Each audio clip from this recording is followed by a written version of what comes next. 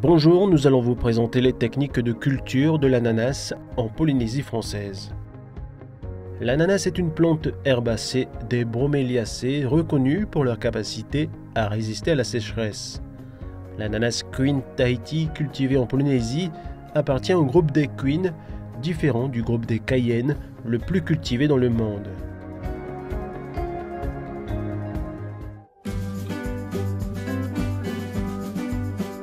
Pour mettre en place une nouvelle plantation, vous pouvez utiliser du matériel végétal de plusieurs types, comme les rejets avec le cailleux, le hapa et le bulbille, ou comme les couronnes qui se trouvent à l'extrémité des fruits. Les rejets commencent à être produits une semaine après la première récolte et il leur faut environ 3 semaines pour se développer. La récolte de rejets peut débuter 1 mois après la première récolte. La durée du cycle de culture est fortement dépendante du type de rejet utilisé. Les rejets sélectionnés doivent être de calibre similaire pour obtenir une plantation homogène et ainsi permettre un développement uniforme des plants. Un parage permet de dévoiler les yeux et les racines en éliminant les feuilles à la base du rejet. Cette action est effectuée avant la plantation et permet ainsi de calibrer ces rejets. Cette uniformité facilite ainsi la conduite et l'entretien de la culture.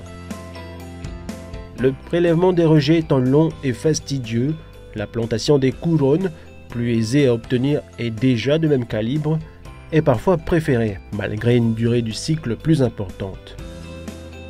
Sinon, l'utilisation des cailleux plus gros permet de réduire la durée du cycle. Le prélèvement des bulbilles plus petits, mais plus faciles à prélever, est intéressant en termes de temps et de quantité. Ces rejets sont alors laissés à grossir après le prélèvement. Attention néanmoins à planter les rejets dans un délai de 2 semaines après le prélèvement. Pour planter les ananas, il faut choisir un terrain répondant à des exigences d'ensoleillement, de pluviométrie régulière ou offrant un accès facile à un point d'eau, avec un pH neutre ou acide, pas de sol corallien, et si possible un terrain mécanisable, autrement dit un terrain accessible par des machines. Une terre meuble légère, aérée et bien drainante facilite la préparation des sols et la conduite de la plantation. Une plantation d'ananas peut être conservée plusieurs années, mais sa conduite devient difficile. Il vaut mieux renouveler vos plantations après 1 ou 2, voire maximum 3 récoltes successives. Après la dernière récolte, il faut prélever les rejets et détruire la vieille plantation.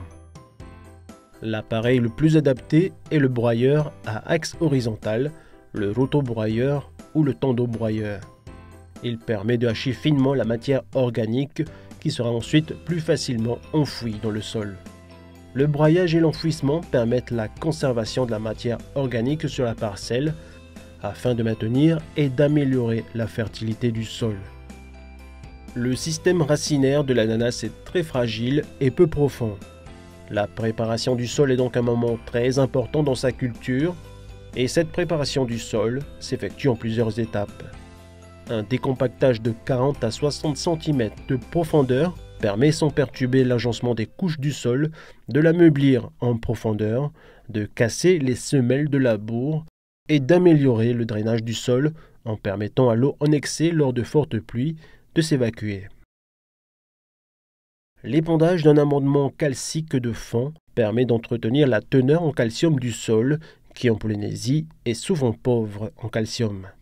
Le calcium est important pour la structure du sol et pour l'alimentation des plantes. Attention toutefois à bien le mélanger au sol, car l'excès de calcium peut être nuisible pour l'ananas. L'épandage d'un amendement organique permet de maintenir la fertilité du sol en améliorant sa structure, en favorisant la vie du sol et en libérant des éléments nutritifs pour la plante. Un labour sur 20 cm de profondeur permet d'ameublir la partie arable du sol et de faciliter ainsi le travail de plantation et l'enracinement des plantes. Les résidus de culture et les amendements y sont également enfouis.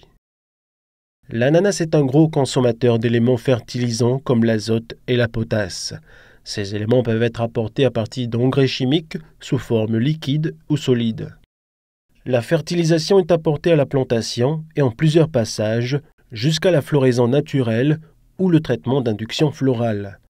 Sous forme solide pour des plantations extensives sans film de paillage, sous forme liquide pour les plantations intensives avec film de paillage. Plusieurs schémas de plantation sont possibles. La plantation sur butte permet de faciliter le travail de plantation et de placer les plants dans des conditions plus favorables lors d'épisodes très pluvieux. Ce type de plantation est possible seulement sur terrain plat et mécanisable. Sur un terrain en pente, le travail du sol et la plantation des lignes doivent se faire en oblique ou horizontalement à la pente pour limiter l'érosion des sols et les pertes d'eau. La plantation se fait par planche de 2, 3 ou 4 lignes. Ce qu'il faut retenir, c'est que l'espacement entre chaque ligne d'une planche influe sur la grosseur des fruits. Plus l'espacement est grand, plus les fruits seront gros. Pour un entretien aisé, des espaces plus ou moins grands peuvent être laissés entre chaque planche, mais cela diminue la densité de plantation et abaisse le rendement. Dans le cas de l'utilisation d'un paillage plastique biodégradable, la pose de celui-ci doit se faire lors de l'implantation de la culture sur terrain plat mécanisable. Une fois les lignes de plantation tracées, des sillons d'environ 8 cm de profondeur sont creusés pour accueillir les rejets. Afin de favoriser la reprise rapide des rejets, un premier apport d'engrais est possible directement dans les sillons avant la mise en terre des rejets. Les rejets sont placés à la main dans les sillons. Veillez à ne pas mettre de la terre dans le cœur pour éviter des risques de pourriture. La terre doit être légèrement tassée autour du rejet pour assurer le contact entre la tige du rejet et le sol. Bien que supportant le manque d'eau, l'ananas demande un minimum d'eau pour se développer normalement et assurer une production satisfaisante. Il nécessite des apports d'environ 80 mm par mois. Ne plantez donc pas d'ananas en zone très sèche. Si vous ne pouvez pas les arroser, la production sera très réduite. L'utilisation du paillage biodégradable permet de réduire le développement des mauvaises herbes, de maintenir l'humidité du sol et réduire la compaction du sol, de limiter le lessivage des engrais, d'accroître la température du sol et d'accélérer la croissance. Par contre, l'étanchéité du paillage limite l'apport d'eau par les pluies, nécessitant alors un apport d'eau manuel. Et le cycle long de l'ananas peut favoriser la prolifération de rongeurs à l'intérieur du paillage. Les intervalles entre les planches pourront être désherbés à la main ou par traitement avec des herbicides tout en veillant à utiliser un cache. La fertilisation doit être arrêtée 3 ou 4 semaines avant le tif. En fonction de l'engrais complet utilisé avant la plantation, des compléments en urée et en sulfate de potasse peuvent être apportés 2 ou 3 fois pendant la plantation. La floraison naturelle de l'ananas est provoquée par la baisse de la température et de la durée du jour, correspondant à la période de juin-juillet. La floraison débute alors vers le mois d'août.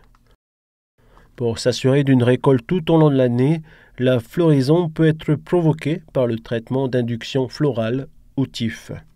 En jouant avec les dates de plantation, le poids et le type de rejet, cette technique permet d'étaler ses productions d'ananas tout au long de l'année et de récolter à peu près en même temps tous les fruits d'une même parcelle.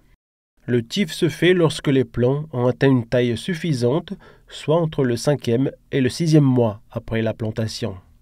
On pulvérise directement dans le cœur de chaque plant 50 ml d'une bouillie obtenue en mélangeant 6 à 10 ml d'étrel à 10 litres d'eau. Pour que l'opération soit efficace, l'épandage se fait de préférence au lever du jour ou au coucher du soleil. Les délais entre la floraison et la récolte dépendent beaucoup des conditions climatiques. La fructification intervient quant à elle entre 5 et 6 mois après la floraison. Les fruits sont prêts à être récoltés dès que les 1/4 de la partie basse du fruit jaunit, un stade de maturité appelé tournant. Le pédoncule doit être sectionné à environ 5 mm de la base du fruit pour un conditionnement à l'horizontale ou à environ 2 cm de la base pour un conditionnement vertical. Après la dernière récolte, la vieille plantation est détruite. La matière organique issue de plusieurs broyages de la vieille plantation sera laissée sécher pendant environ 1 mois et viendra fertiliser le sol pour accueillir une nouvelle plantation.